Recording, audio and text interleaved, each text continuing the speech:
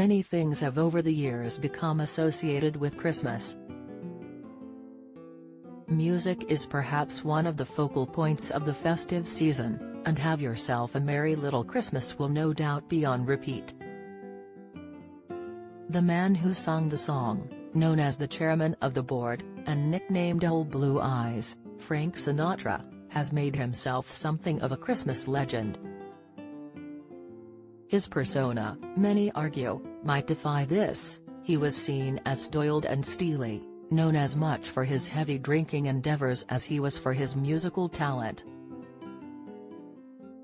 Throughout his career, the crooner, who passed away in 1998, released numerous songs and albums with Christmas at their heart, including the 1948 release, Christmas Songs by Sinatra.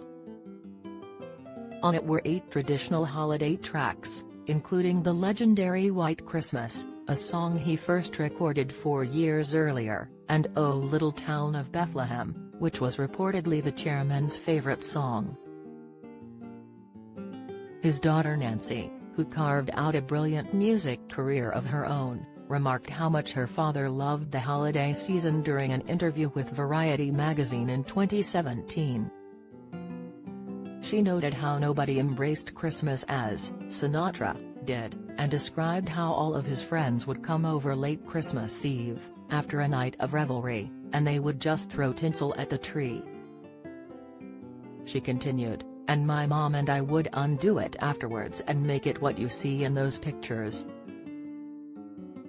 Tina, Sinatra's youngest daughter, also discussed the tradition, and added, "Things got a little askew.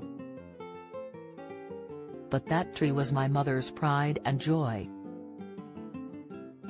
She and Nancy, like fools, stood there for I don't know how many hours, adding a few strands at a time.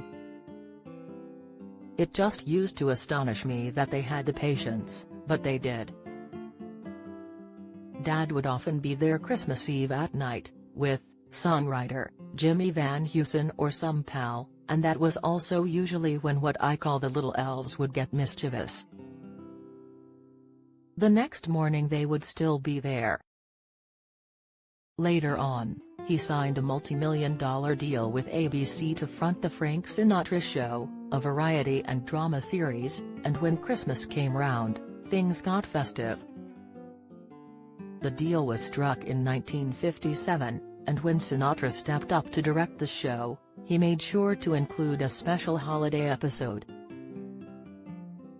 The show's producer, William Self, discussed the crooner's influence at the Museum of Television and Radio in 2003. Mr. Self continued, "He was a gorilla. If he wanted to direct, he would direct.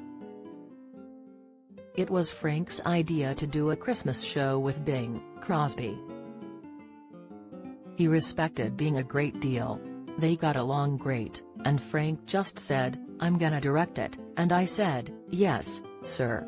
Crosby is another Hollywood and music legend who is remembered as one of the godfathers of Christmas, thanks to his version of White Christmas. Released in 1942, the iconic classic not only won an Academy Award for Best Original Song, but would go on to sell around 50 million copies worldwide, making it the biggest-selling single in history. Tina also noted how much Christmas meant to her father, and discussed it further with sister Nancy. After Nancy showed her a picture of her father in the holiday special, Tina said, "I think this show exemplifies that he loved this time of year." Even after Sinatra divorced his first wife, and the children's mother Nancy, in 1951, the My Way hitmaker continued to always put Christmas firmly in the center of his family's festive plans. Nancy continued, "We would spend Christmas Eve and morning within LA and then we would drive to Palm Springs in the afternoon and have Christmas night there." Families who are divorced generally have that sort of tradition.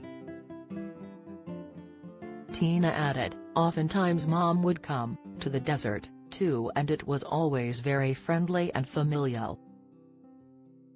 But Nancy recalled one particular Christmas in Las Vegas when she was with her husband, the dancer-choreographer Hugh Lambert. "We're staying in the city to perform 2 shows on Christmas Eve."